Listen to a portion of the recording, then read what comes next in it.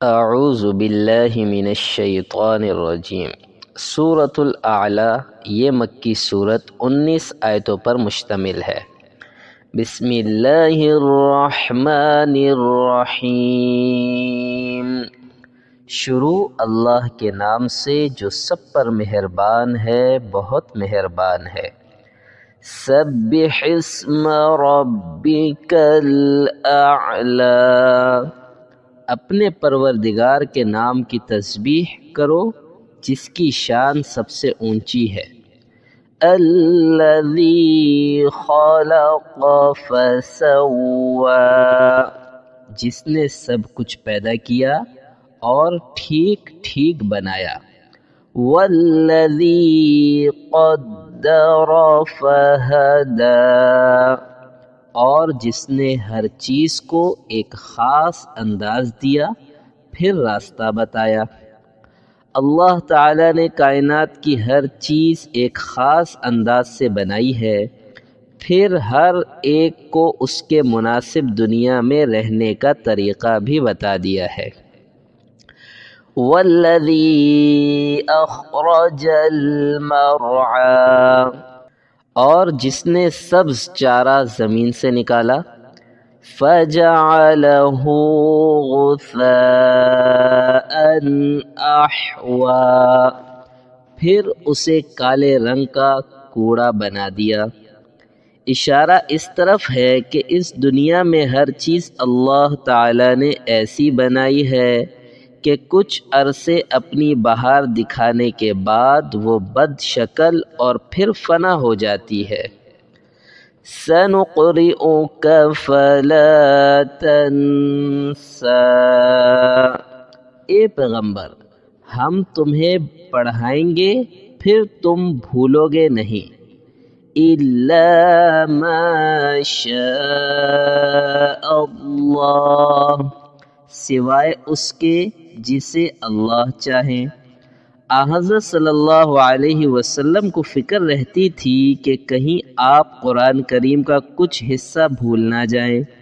اللہ تعالیٰ نے اس آیت میں اطمینان کرا دیا کہ ہم آپ کو بھولنے نہیں دیں گے، البتہ اللہ تعالیٰ جن احکام کو منسوخ کرنا ہی چاہے گا انہیں آپ بھول سکتے ہیں، جیسا کہ سورہ بقرہ میں گزرا ہے۔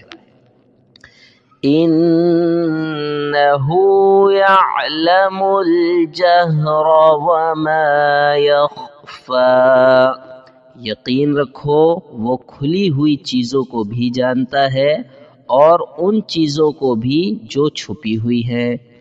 وَنُيَسِّرُكَ لِلْيُسْرَىٰ، اور ہم تمہیں آسان شریعت پر چلنے کے لیے سہولت دیں گے۔ اللہ تعالیٰ نے حضرت صلی اللہ علیہ وسلم کو شریعت عطا فرمائی ہے، وہ بذات خود آسان ہے، پھر مزید تسلی دی گئی ہے کہ ہم اس پر چلنے کو بھی آپ کے لیے آسان کر دیں گے۔ فَذَكِّرْ إِن نَّفَعَتِ الذِّكْرَىٰ، لہذا تم نصیحت کیے جاؤ اگر نصیحت کا فائدہ ہو۔ سَيَذَّكَّرُ مَن يَخْشَىٰ، جس کے دل میں اللہ کا خوف ہوگا وہ نصیحت مانے گا۔ وَيَتَجَنَّبُهَا الْأَشْقَىٰ، اور اس سے دور وہ رہے گا جو بڑا بدبخت ہوگا۔ الَّذِي يَصْلَى النَّارَ الْكُبْرَىٰ، جو سب سے بڑی آگ میں داخل ہوگا۔ ثُمَّ لَا يَمُوتُ فِيهَا وَلَا يَحْيَىٰ، پھر اس آگ میں نہ مرے گا اور نہ جیے گا، یعنی زندہ رہنے کا کوئی آرام اسے حاصل نہیں ہوگا۔ قد افلح من تزکا، فلاح اس نے پائی ہے جس نے پاکیزگی اختیار کی۔ وذکر اسم ربہ فصلی، اور اپنے پروردگار کا نام لیا اور نماز پڑھی. بل تؤثرون الحیات الدنیا، لیکن تم لوگ دنیاوی زندگی کو مقدم رکھتے ہو.